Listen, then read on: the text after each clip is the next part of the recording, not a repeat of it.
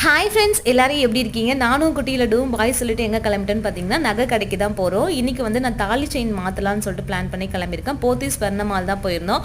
Already போட்டிருந்த தாலி side வந்து பார்த்திங்கன்னா பிஞ்சிடுத்து. தம்பிக்கு ஃபீட் பண்ணும்போது அவன் இழுத்து வந்து பிஞ்சிடுச்சு. ஸோ அதை மாற்றலான்னு சொல்லிட்டு தான் போயிருந்தோம். இதோட ஃபுல் லாக் நான் வந்து போட்டிருக்கேன், சேனலில் பாருங்கள்.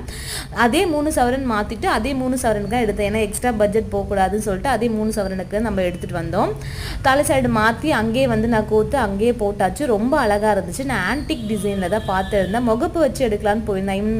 அம்மன் அது மாதிரி வச்சு சாமி சிலை வச்சு எடுக்கலான்னு போயிருந்தேன் முகப்பில். ஆனால் அது வந்து ரொம்ப பெரியவங்க போடுற மாதிரி இருந்ததுனால நான் ரொம்ப சிம்பிளாக இருக்கட்டும்னு சொல்லிட்டு இந்த ஆன்டிக் டிசைன் செலக்ட் பண்ணேன். ரொம்பவே சூப்பராக சிம்பிளாக எலிகண்ட்டாக அழகாக இருந்துச்சு. எனக்கு ரொம்ப பிடிச்சிருந்துச்சு.